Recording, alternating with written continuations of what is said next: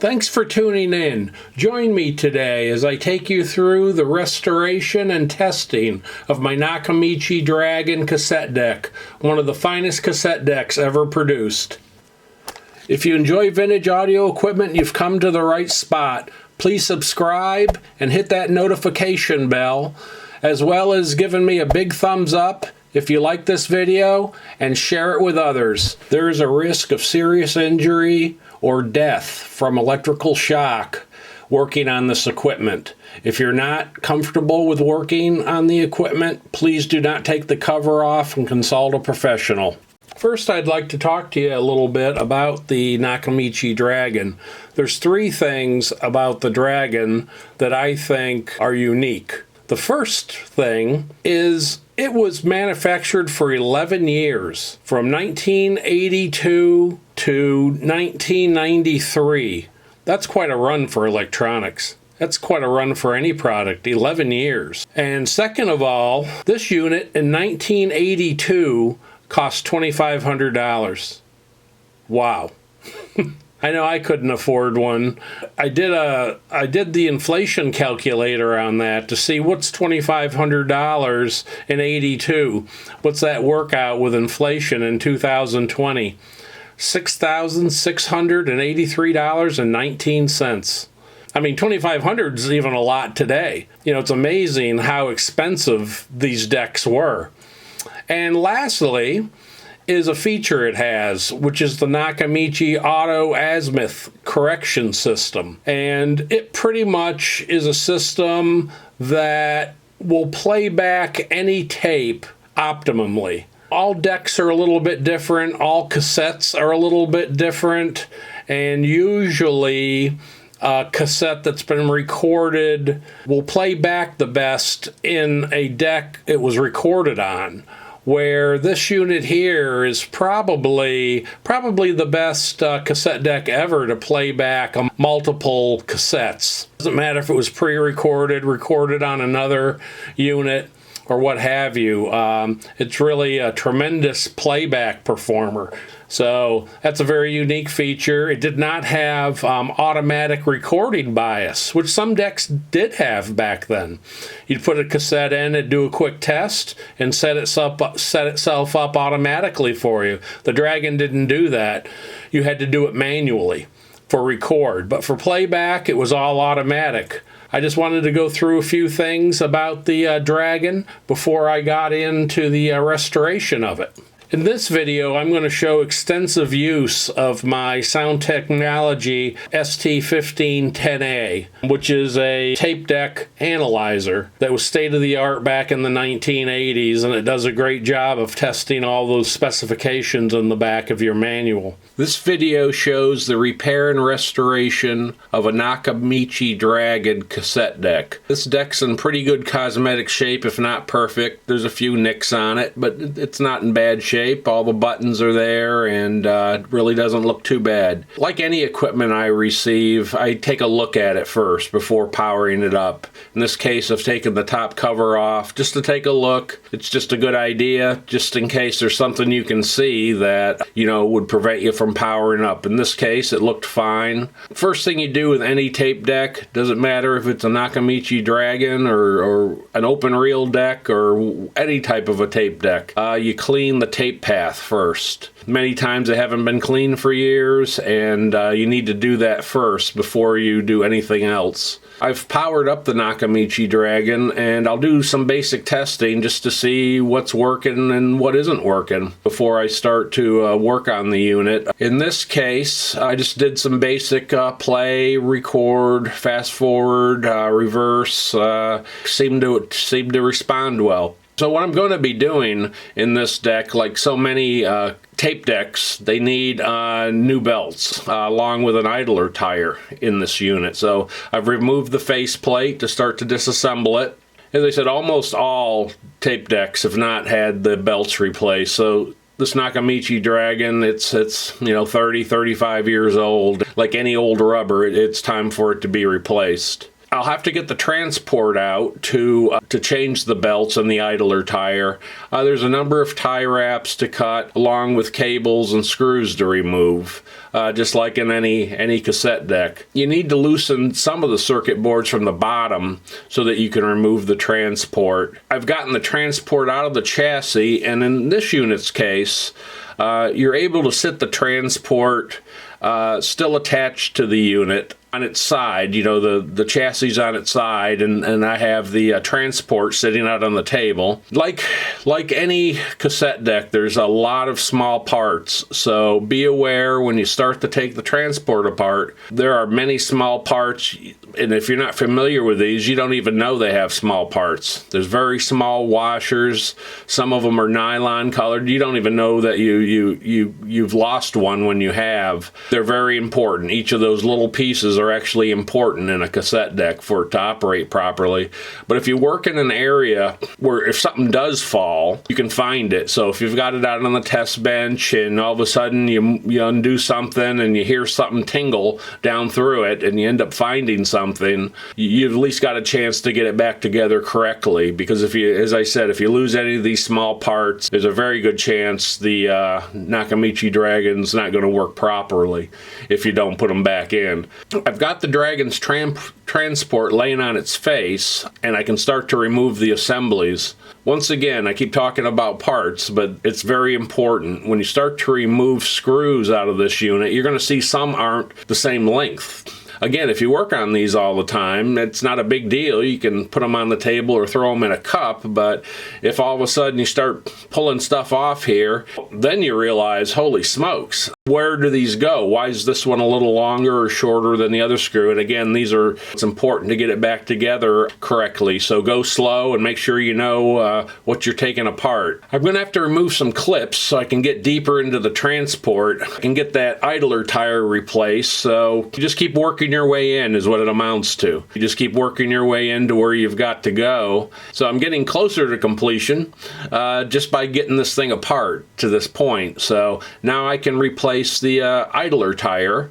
This is almost for sure the original one. On the idler tire, it is spring loaded, so if you pop that and not hold your finger over it, it's going to go flying across the room. Anyway, my point is be aware there's many small parts, and you just gotta, before you do anything, think about what you're doing. I've got the new idler tire installed. Most likely this will be in there another 30 years. I've got that back in, and you'll also find there's a number of points where you should clean up the old grease that's in the unit and apply new grease. It's pretty easy to tell where that is because you'll see this yellowing goop. There's not a whole lot of points in here, and you don't need a whole lot of it, but just take a look at the plastic pieces, and that's the best way, and you can tell where they had applied grease and where you need to clean it up and apply a little bit of new. The Nakamichi Dragon has an azimuth unit that also has a belt that I'm going to replace. Again, it's 30 years old, not just a capstan belt, but this unit, the azimuth unit, needs to be replaced. This is one of the reasons why the Nakamichi Dragon can play back tape so well and kind of adjust on the fly. You can pop the shaft just enough to get the old belt off and the new belt on. You've got to be careful. This is a plastic housing. You don't take your channel locks and bend it. You've got to go very slow with this, and you can just pop that shaft out enough to get that old belt off and get that new belt on. Now I've got the transport back together. I just repeated in reverse what I did to get it all apart. I'll take one final look. You know, a lot of these wires, you got to be careful you didn't get them caught under a screw, that they're routed back correctly. So I've got the transport back together, and I've reinstalled the transport back into the chassis, and I've put everything back together again. And what I'll do now on the test bench is kind of do the same thing I did when I started out. Let's make sure that the transport's quiet. Let's make sure you can play and you can record and you can fast forward and rewind before we go on here. So I've done that. Now I'm going to take some measurements on the test bench. Now it's time to, you know, anytime you do work, especially on a unit like this, you really need to have some equipment to test it out. You know, you change the belts and you say, well, it works. Maybe it does, but to your ears. But I mean, the best way to really check out a repair and restoration is to have test equipment. The Nakamichi Dragon just has some outstanding specifications, and we're going to take a look and see how close we can come to the factory specs. I have some equipment. We'll test most of the specs that are in the back of your manual. First of all, I take a whoa and flutter meter, just see where we're at. This will tell me if the tape path is, for the most part, handling the tape well. In this case, it looks like it did, so that made me feel like, well, I got the transport back together probably correctly, because the whoa and flutter was extremely low, way under the spec that it had. And it has a tremendously low spec of whoa and flutter, and the whoa and flutter meter on the most sensitive range had difficulty reading it, so that made me feel good. What you have to do also is have a known starting point with any tape deck, and the Nakamichi Dragon is no exception. I have some alignment tapes. They weren't made by Nakamichi, but they were made by a company that services Nakamichis. Sure, the original tapes would be great, but they're not available, so I will use some alignment tapes, and this gives me a known starting point. Today I'll be using a Sound Technology ST-1510A, which was a tape recorder test system that was used back in the 1980s to test open reel decks and cassette decks. I'll be testing 3 different cassette tape types: Type 1, Type 2, and also metal. After they've been calibrated in the Nakamichi Dragon and then tested by the ST-1510A. Got 3 different tapes. Here's one of them. It's the Type 1. Our Type 2 is a TDK SA90, and our metal tape is going to be a Fuji. Metal Z. So we're going to use these 3 tapes, 3 different formulas, and let's see how well the Dragon and the ST-1510 says they work.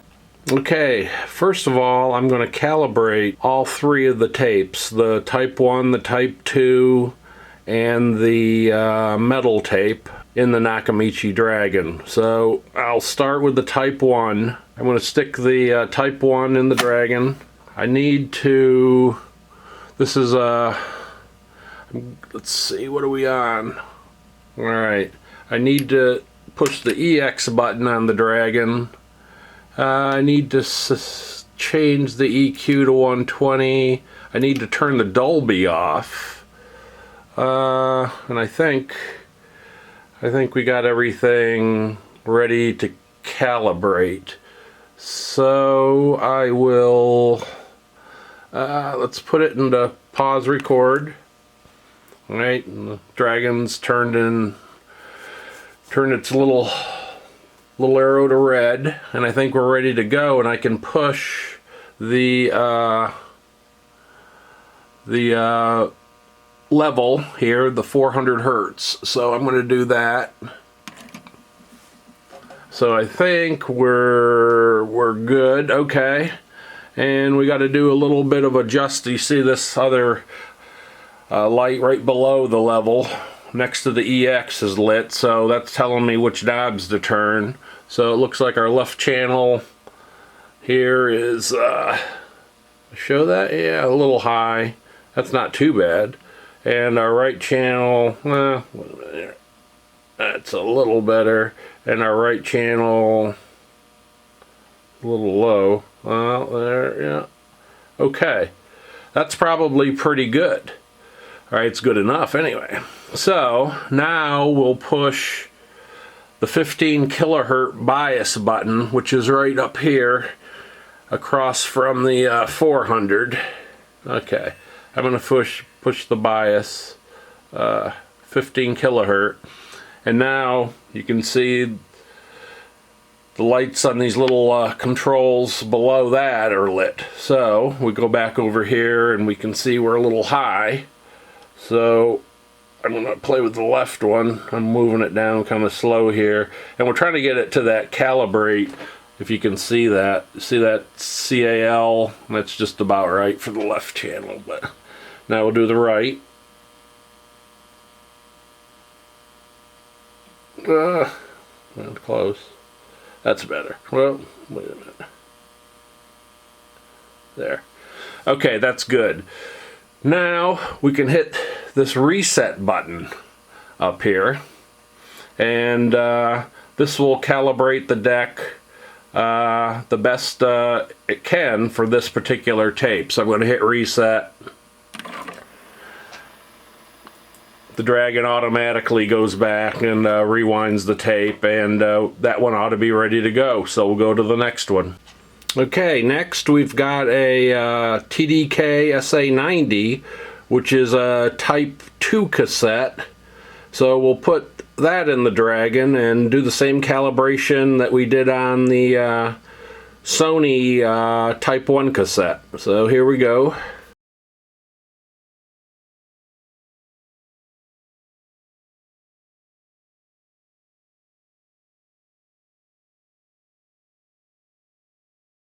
And move that down to the calibration level, and that looks pretty good.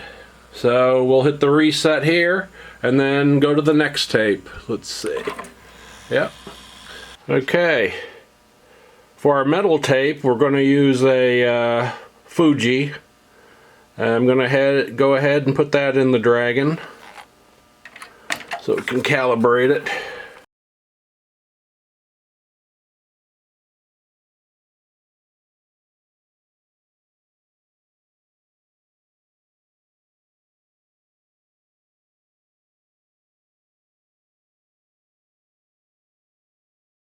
We've got our tapes all calibrated in the Dragon, and now it's time to do some testing. And now we're going to use a piece of test equipment from the early 1980s. It's called a Sound Technology ST-1510A. And these were state-of-the-art back in the day, testing tape decks like this Dragon. And also is a great tool for reel-to-reel decks also. It'll test just about any of the parameters that are in your manual on any type of cassette or open reel deck. Or an L cassette deck too. It'll also do turntables and cartridges, but that's for another video. But you can see here there's inputs and outputs just like you'd have on your receiver or your preamp. And the outputs from the 1510A go to the inputs of the Dragon, and the inputs go from the outputs of the Dragon. So as I said, it'll test just about everything that's in your manual. Ready to go, and I'm going to show you how it powers up. I think I am. Here's the power switch. Click it up. It lights, and takes it a minute to warm up. I can hear the fan come up, and now you can see the initialization screen come up. So I think we're about ready to go here. Got the Nakamichi Dragon hooked up to my 1510A, and we're going to start off with the Sony 90-minute Type 1 cassette. See what kind of frequency response we can get out of it. So here we go. Go ahead and put it in the Nakamichi. We'll go ahead, and I think we're ready to run it. As I said, I already did this, but I'll hit frequency response again just to show you how that works. And as I said, we're at minus 20 dB. I'll have to put the Nakamichi into record. I'll do that. So now you can see the Nakamichi's into record. And what I'm going to do on the 1510A, I'm going to run it when it has a sweep mode. We're just going to do it one time. You may be able to see that single button is pushed in. And down here at the start, I'm going to hit both. Seeing that this is a 3-head deck, we can go ahead and output the test and read the test right off the Nakamichi at the same time. So we kind of kill two birds with one stone. So go ahead and show you again the display on the 1510A, and I'm gonna hit the start. I'm gonna hit the both button. So here we go. Now you see this display cleared, and you may be able to hear, there's a speaker in this thing. You see a little line going? I'm not sure if you're picking up that noise or not. The 1510A will run from 20 hertz to 40,000 kilohertz. So it starts up here at the top. You see this line kind of running here? It's doing a test right now, and I don't think you can see it. It's doing a test on the right channel, and it's little dots. You know, there's just little dots that go down along there. And once it gets down here to the end, you see it's almost down there. It's going to then do the left channel, and it's going to start back up here on this high frequency end. You kind of see it coming, see that little line coming up? And it's on the other one. You probably can't see it too good, but kind of get the idea here. Now it's doing the left channel, and once it gets, can you hear that?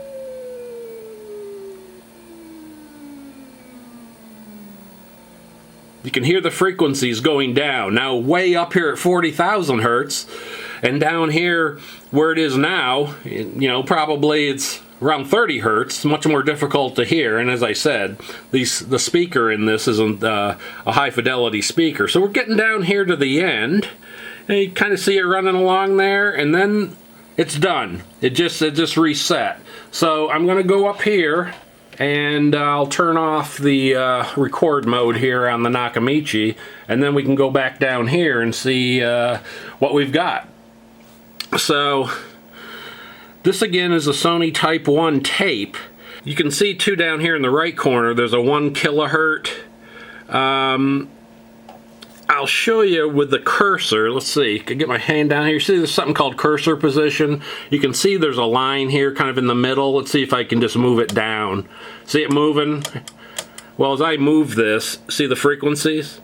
330, 350, 400. But I'll just hold it down, and it'll make it go all the way down here to 20 hertz. And you can see at 20 hertz, we've got an L, and this is 0.1 dB, and then it's got an R, 2.3 dB. So we're, you know, within about 2.4 dB of each channel at 20 hertz. And down here at the lower frequencies, the 1510A will do it in 1 hertz increments. So you're probably not going to look at it this close down here, right? So here we're at 31 hertz, and you know the two channels, you know, we're a couple of dB off, and then that's one thing to look too. You look at this between the channels, you think, well, that's quite a bit. They should be on top of each other, but you remember this is, each of these blocks are 10 dB, so as I said, this is only a couple dB difference between the channels. You know, you got minus 0.7 dB, plus 0.1, so you got a 1.7 dB difference between them. So, you know, even though it looks like there's some space there, there's not a lot of space, but we won't spend a ton of time down there. But here's 1 kilohertz, you know, between each other, 2 kilohertz, and I'm going to move this thing kind of quickly.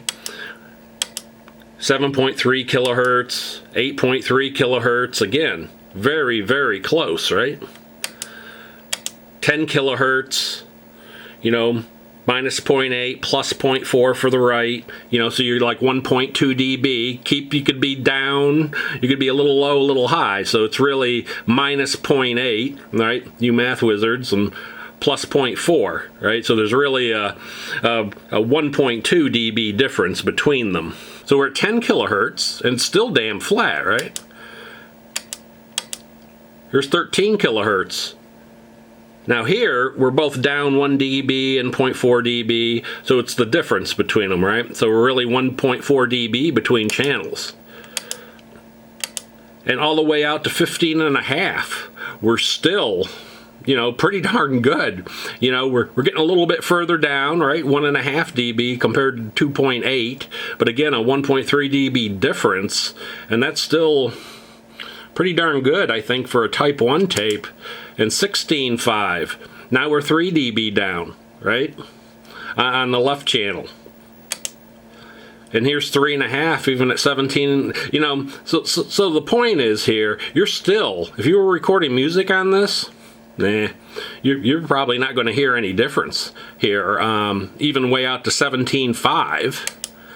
Here's 18.5. Now you get a little drop off, right? You got 4 dB, 8.5. You know, so you're starting to get a little drop off here now. Between that 17.5 and 18.5, right? Still not terrible. So this tape will certainly go out in this Nakamichi. This will certainly go plus or minus 3 dB all the way out to 17.5 kilohertz. So that's not bad, you know, for a Type 1 tape. So pretty happy with that run, and that would give you a decent recording, I think. And that's something we're going to do later on. We're actually going to record with these and not only see what the test equipment says, but what do your ears say. So that's the Sony Type 1. Now it's the Type 2, the TDK SA90's turn. I'll have to come up here and we gotta switch to SX, and also my equalization, I gotta change that. So I think we're ready to go. That's where we calibrated this tape at, so we'll load her up.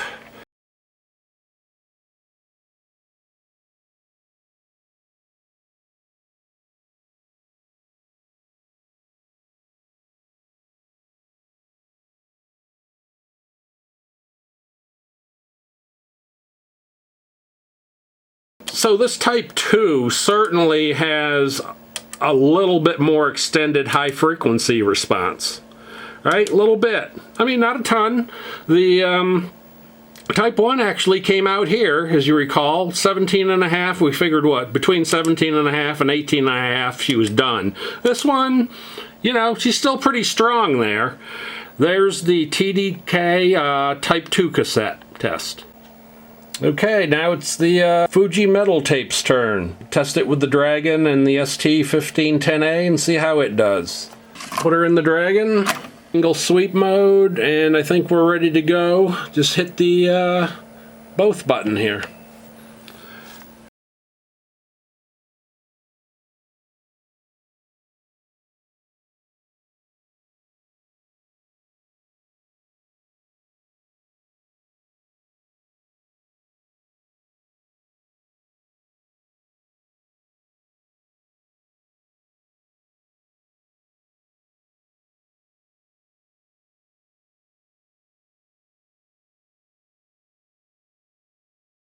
This certainly shows you that the tape and this metal tape, along with the Dragon, can take can do 20 to 20 hertz to 20,000 hertz easily, and really you can do above that. So that's the Fuji metal. The three I tried, the Sony Type 1, the TDK Type 2, and the Fuji metal, they all can do an excellent job and make recordings that are very, very close to the source. It's ready to go back into service for hopefully another 30 years. So this Nakamichi Dragon repair and restoration is complete. It's time for some music. I'm about to power up my Nakamichi Dragon.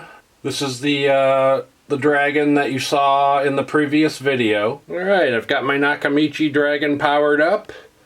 And going to play a little Jeff Beck now. Going to try to show here how the automatic azimuth adjustment works. Going to hit the play button. You'll see she flashes for a few seconds. She's doing a quick test and then aligning herself for the best playback. And I must say this deck is one of the best decks of playing back tapes from any tape deck. This is a very, very quiet deck. The transport's very quiet. It's very reliable. At some point down the road, I will. This unit has not been recapped. It's had all new rubber put in it, new idler tire. Going to try to show a feature of the Dragon that's kind of cool. When you're playing a side and the music has stopped, after a period of time it'll fast forward, as it just started to do now, to the end of the tape, and it'll automatically start playing in reverse, or it should. I'm going to try to show that. I think you can see it. And there we go, it's at the end. As soon as it detects some music, it'll do an azimuth adjustment. There should be music. There we go. And you can see the reverse play arrow flashing, and once it's aligned, she'll go solid, and there you go. So that just shows you an example of another feature of the Nakamichi Dragon. Alright, so there we have it. That's my Nakamichi Dragon that I restored, well, at least with new rubber. She always works well. I don't always have her in the system. I have several tape decks that I use, but there's never a disappointment with this deck. I hope that you enjoyed my Nakamichi Dragon cassette deck video. If you did, please leave me a big thumbs up down below. For you non-subscribers, if you enjoyed this video and you'd like to see more, please subscribe. And for my present subscribers, as always, thank you so much. Y'all have a good day.